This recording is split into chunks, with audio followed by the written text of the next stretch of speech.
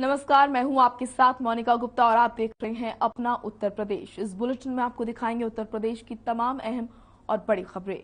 UP में एक बार फिर पेपर लीक का मामला सामने आया है, जहां यूपी बोर्ड का अंग्रेजी का पेपर लीक होने के चलते रद्द हो गया, जिसके चलते सीएम ने दोषियों पर रासुका लगाने के निर्देश दिए हैं। वहीं अब 13 अप्रैल को अंग्रेजी की परीक्षा होगी। इस दौरान बलिया के जिला विद्यालय निरीक्षण को निलंबित कर दिया गया है। वहीं इस मामले में सपा प्रमुख अखिलेश यादव ने ट्वीट कर योगी सरकार पर तंज कसा है। ये ट्वीट आप देख रहे हैं। अखिलेश यादव ने ट्वीट कर योगी सरकार पर तंज कसा।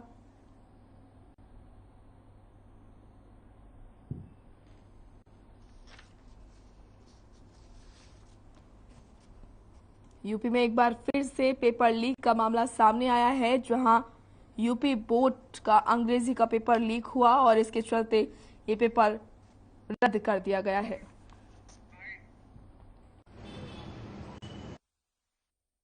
अंग्रेजी की परीक्षा हुई है, उसके पर्चे लीक हो गए हैं, जिसका प्रारंभिक परीक्षण करने पे ये पाया गया कि जो पर्चे लीक हुए हैं वो सही वही पर्चे हैं जिनको आना है। तो इस तरह से जो उस सीरीज के प्रश्न पत्र जहां जहां गए थे, ऐसे 24 जिलों में द्वितीय पारी की परीक्षा शासन में के शीर्ष स्तर से इसको निरस्त किया गया है और बलिया के अतिरिक्त एसटीएफ को भी लगाया गया है कि किन परिस्थितियों में ये पर्चे लीक हुए हैं और कहां से लीक हुए हैं, किसकी मिलीभगत से हुए हैं। शिक्षा विभाग के स्तर से भी इसमें कार्रवाई की गई है और एसटीएफ तथा जिला पुलिस को निर्देशित किया गया है कि इसमें सभी पहलुओं को जांच करते हुए जो भी दोषी व्यक्ति हैं उनके विरुद्ध कठोर से कठोर कार्रवाई करें।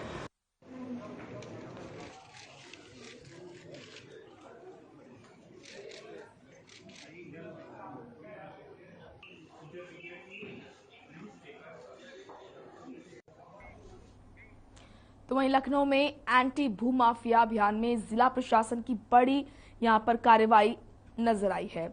आपको बता दें कि अवैध निर्माण को ध्वस्त किया गया। जिलाधिकारी अभिषेक प्रकाश ने जानकारी देते हुए बताया कि 25 करोड़ 2,72,000 की भूमि को कब्जा मुक्त कराया गया है। साथ ही बताया सरोजनी नगर तहसील स्थित ग्राम अमौसी पोस्ट बिजनौर में 2.528 हेक्टेयर भूमि पर हुए अवैध निर्माण को भी ध्वस्त किया गया है। वहीं जिलाधिकारी ने कहा कि शासकीय भूमियों पर अवैध अतिक्रमण बर्दाश्त नहीं किया जाएगा और किसी भी दशा में अवैध निर्माणों को नहीं बख्शा जाएगा।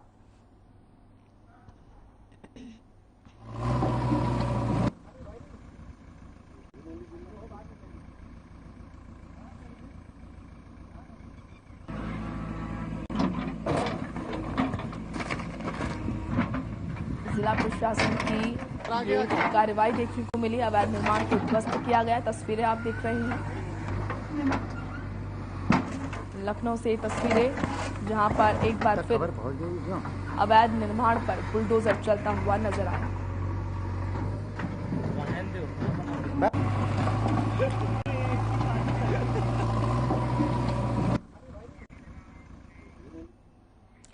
कुशीनगर जनपद के बीआरसी परिसर फाजिल नगर में परिषदीय शिक्षकों और आंगनवाड़ी कार्यकर्ताओं की संयुक्त कार्यशाला का आयोजन किया गया, जहां फाजिल नगर के विधायक सुरेंद्र कुशवाहा ने संबोधित करते हुए कहा कि प्राथमिक विद्यालयों के शिक्षकों और आंगनवाड़ी कार्यकर्ताओं के संवेद कार्यशाला से शिक्षा जगत में एक नए उत्साह का सूत्रपात हुआ है, जो आने वाले समय में प्रदेश की शिक्षा व्यवस्था की रीढ़ साबित होगा।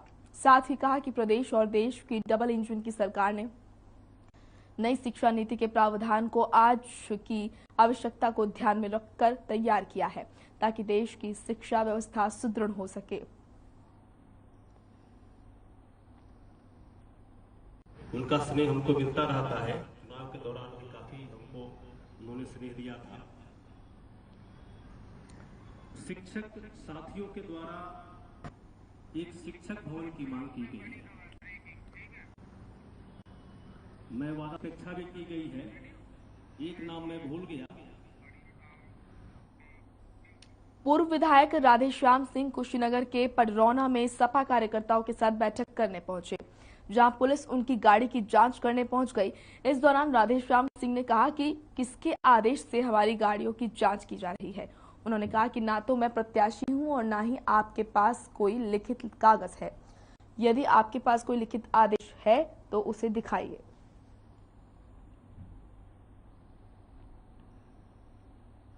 करके लिखित दीजिए तो जांच की जाएगी, हमारी गाड़ी जांच नहीं होगी। लीगल आप कहेंगे उसकी हम करा देंगे। नहीं,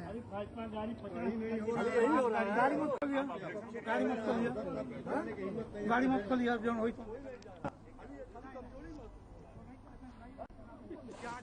हमारी गाड़ी में कुछ सामान है, हम जांच करेंगे। सुनिए, भारतीय जनता पार्टी के लोगों की 100 गाड़ियां घूम रही है, जिलाध्यक्ष के साथ, एमपी के साथ, विधायकों के साथ। आप पैसा बांट रहे हैं लोग। लखनऊ में पुलिस को बड़ी सफलता हाथ लगी है। दरअसल मामला शहर के गुडमा थाना क्षेत्र का है, जहां पुलिस ने 2 शातिर बदमाशों को गिरफ्तार किया है। पुलिस को मुखबिर से सूचना मिली थी कि दोनों शातिर बदमाश एक नई घटना को अंजाम देने जा रहे हैं। वहीं मामले को संज्ञान में लेते हुए पुलिस ने मौके पर धर दबोचा। पुलिस और बदमाशों की फायरिंग के दौरान पैर में गोली लगने से एक बदमाश घायल हो गया। वहीं फरार होने की फिराक में दूसरे बदमाश को भी पुलिस ने सक्रियता दिखाते हुए पकड़ लिया। जानकारी के अनुसार दोनों शातिर बदमाश शहर के अलग अलग इलाकों में स्नैचिंग की घटनाओं को अंजाम देते थे। फिलहाल पुलिस दोनों बदमाशों से प्राथमिक उपचार के बाद पूछताछ करेगी।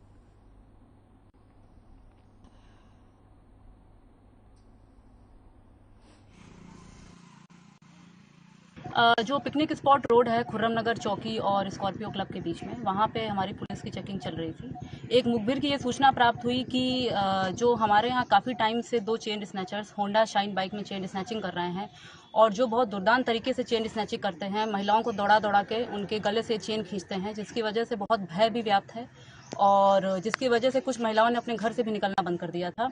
उनको देखने की सूचना मुखबिर के द्वारा हमारी पुलिस टीम को मिली। जब पुलिस टीम ने उन्हें रोकने का प्रयास किया तो जो 2 बदमाश थे उसमें उन्होंने अपनी तरफ से फायरिंग की। हमारी पुलिस टीम को फायर आई, वो मिस हो गई। हमारी तरफ से सेल्फ डिफेंस में फायरिंग की गई हमारी पुलिस टीम की तरफ से, जिसमें एक बदमाश जिसका नाम असलम है, उसके दाहिने पैर में गोली लगी है और दूसरा बदमाश भागने की कोशिश किया लेकिन उसको पकड़ लिया गया।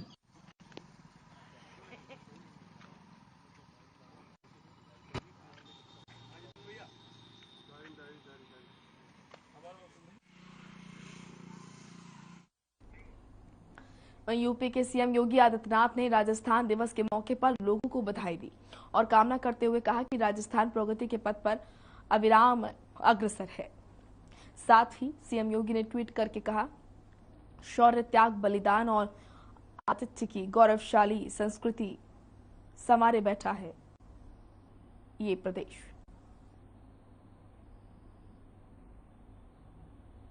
ट्वीट कर सीएम योगी आदित्यनाथ ने प्रदेशवासियों को शुभकामनाएं दी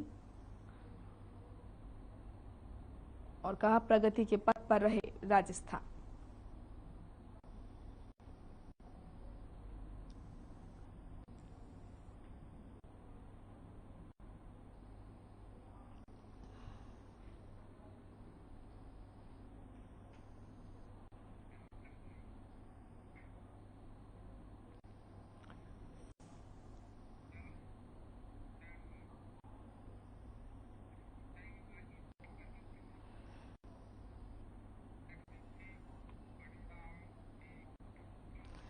प्रदेश के खाद्य और रसद विभाग राज्य मंत्री सतीश चंद्र शर्मा ने विभागीय अधिकारियों के साथ अपने कार्यालय में बैठक की, जहां मंत्री ने बैठक के दौरान निर्देश दिए कि क्रय केंद्रों को गेहूं खरीद के लिए स्थापना की जाए और क्रय केंद्रों को इस प्रकार खोला जाए जिससे वो समानुपातिक रूप से किसानों के लिए सुविधाजनक रूप से उपलब्ध हों। साथ ही राज्य मंत्री ने कहा कि क्रय केंद्रों पर किसानों के लिए पीने का पानी और बैठने की सुविधाएं भी उपलब्ध की जाए।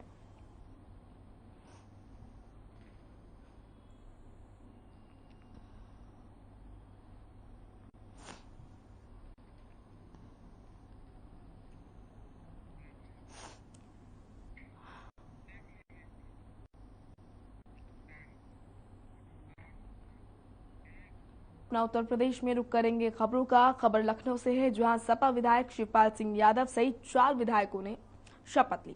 वहीं विधानसभा अध्यक्ष सतीश महाना ने उन्हें शपथ दिलाई। साथ ही उन्होंने विधायकों को संविधान, विधानसभा कार्य संचालन नियमावली भेंट की और सभी विधायकों को बधाई देते हुए कहा कि वो विधानसभा में एक जागरूक और सफल विधायक के रूप में कामयाब हों। इस अवसर पर विधानसभा के प्रमुख सचिव प्रदीप दुबे भी मौजूद रहे। विधानसभा का सदस्य निर्वाचित हुआ हूँ, ईश्वर की शपथ लेता हूँ कि मैं वेद द्वारा स्थापित भारत के संविधान के प्रति सच्ची श्रद्धा और निष्ठा रखूंगा। मैं भारत की प्रभुता और अखंडता रखूंगा तथा जिस पद को मैं ग्रहण करने वाला हूँ उसके कर्तव्यों का श्रद्धापूर्वक।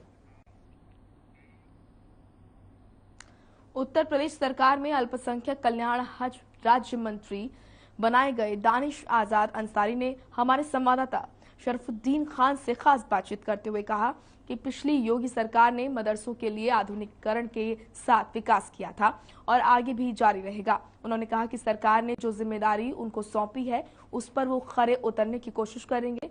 आगे खास बातचीत में क्या कुछ कहा दानिश आजाद अंसारी ने, देखिए रिपोर्ट।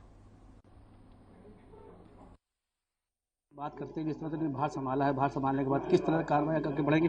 सर क्या आप बहुत बहुत पहले मुबारक हो आपको जी करने का, जिस तरह से माहौल बना हुआ है, तो कैसे आगे बढ़ाएंगे, कैसे क्या काम करेंगे? हम जनता की बेहतरी के लिए काम करेंगे, यही हमारा प्राइमरी एजेंडा है और हम अल्पसंख्यक विभाग के जितनी भी योजनाएं हैं उनको और बेहतर बनाएंगे, ग्राउंड लेवल तक उन योजनाओं को इम्प्लीमेंट करेंगे और कैसे सारी योजनाओं को और अच्छा बना पाए इन बातों पर विचार विमर्श करेंगे। और निश्चित तौर पे आगामी दिनों में आप देखिएगा कि हमारा डिपार्टमेंट पूरी ईमानदारी के साथ माइनॉरिटीज़ के बेहतरी के लिए काम करेगा। तो ये सब मदरसों के लिए जिस तरह से माहौल बना हुआ है, कहीं ना कहीं अब संकल्प के ऊपर आफत आई हुई है। कहते ये है कि हम मदरसा है, मगर स्कूल और मदरसे में क्या फ़र्क आ रहा है ये अभी ततक बता दीजिए। आज देखिए, मदरसे के एजुकेशन के रिफॉर्मेशन के लिए हमारी सरकार ने पिछले 5 साल में काम किया है और मदरसे का बच्चा भी अब कंप्यूटर एजुकेशन जो मैथ्स है, इंग्लिश है, ये पढ़ के समाज के मुख्य धारा से जुड़ रहा है। तो निश्चित तौर पे बहुत अच्छा डेवलपमेंट का एक अच्छा चेंज हो रहा है। इस चेंज को हम पॉजिटिव वे में रखेंगे और इसको और आगे तक ले जाएंगे, ऐसी हमारी सोच है। इस तरह मदरसों के अंदर घोटाले हो रहे थे, मार्कशीट किसी और की, मतलब इमाम कोई और है, ऐसे नहीं कि बहुत ऐसे घोटाले सामने नजर आए। इनको कैसे देखेंगे, कैसे लोगों को जो है जागरूक कर पाएंगे और इनको पर कैसे कार्रवाई होगी? जो भी घटनाएं ऐसी हमारी संज्ञान में आएंगी उन पर सख्त से सख्त कार्रवाई होगी। हमारा एजेंडा है जीरो टॉलरेंस, बिना किसी भेदभाव के हम उन तमाम चीज़ों पर कार्रवाई करेंगे जो गलत है, जो नहीं होनी चाहिए। सर एक बहुत बड़ा सवाल यही है कि जो बीजेपी से मुसलमान भाग रहे हैं, नहीं आते हैं और नहीं जोड़ पाते हैं, इनको कैसे जोड़ेंगे सर? बीजेपी से मुसलमान अब कहाँ भाग रहे हैं? आप वोटिंग परसेंटेज देखिए, लगातार वोटिंग परसेंटेज बढ़ रहा है। 2019 का लोकसभा चुनाव हो, 2022 का विधानसभा चुनाव हो, अगर आप आंकड़े उठा के देखेंगे तो लगातार माइनॉरिटीज़ का वोटिंग परसेंटेज बढ़ रहा है। तो और इसको और ये आने वाले दिनों में और बढ़ेगा, क्योंकि हमारा प्राइमरी एजेंडा है विकास। और अब जनता को भी ये बात समझ में आ गई है कि हमारी सरकार का एजेंडा है विकास।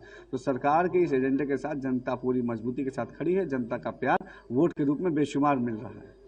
वित्त मंत्री अब कल के दिन यही कहा कि जिस तरह से विकास नहीं हो रहा, विकास करेंगे और कहीं ना कहीं मुसलमानों को जो दूर हैं वो जनता से कहीं बीजेपी से जोड़ेंगे। कैमरामैन आनंद का शरफुद्दीन खान, हर खबर लखनऊ।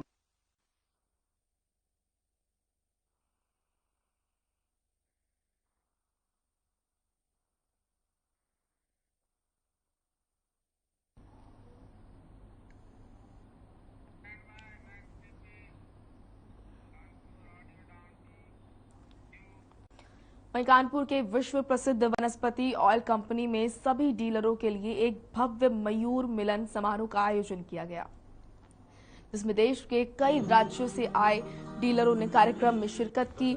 इस मयूर मिलन समारोह में मुंबई के मशहूर भजन सम्राट पद्मश्री अनूप जलोटा कार्यक्रम के मुख्य आकर्षण का केंद्र बने रहे। मयूर ग्रुप के निदेशक मनोज गुप्ता और सुनील गुप्ता ने डीलरों का स्वागत किया। कार्यक्रम में लंच, संगीत समारोह और मनोरंजन कार्यक्रम के जरिए अपने सभी डीलरों के साथ अपने रिश्तों को और मजबूत बनाया और अपने यहाँ पर तमाम जो कार्य है उनके बारे में भी उन्होंने बताया। ये तस्वीरें आप देख रहे हैं,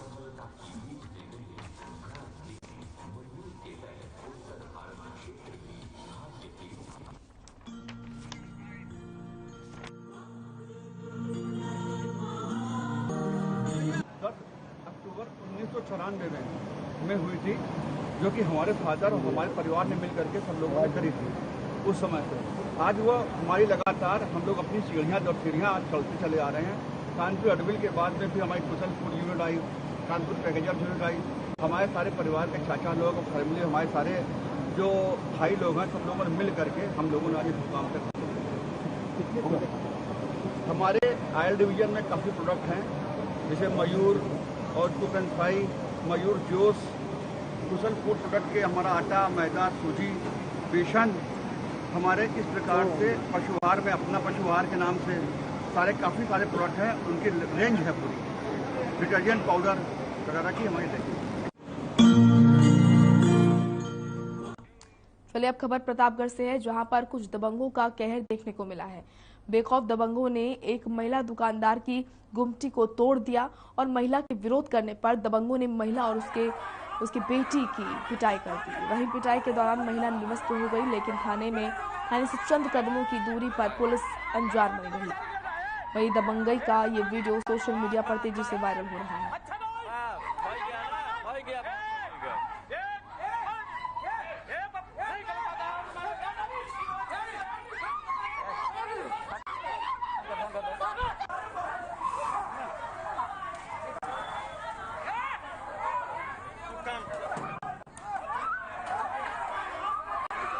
तस्वीरें आप देख रहे हैं किस तरीके से प्रतापगढ़ में दबंगई देखने को मिली है। दबंगों की महिला और उसकी बेटी के साथ बर्बरता की गई, मारपीट की गई।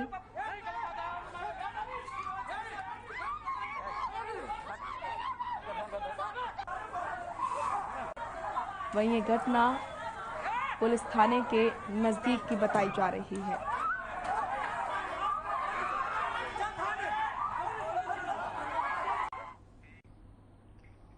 चलिए फिलहाल अपना उत्तर प्रदेश में इतना ही। आप देखते रहिए हर खबर। नमस्कार।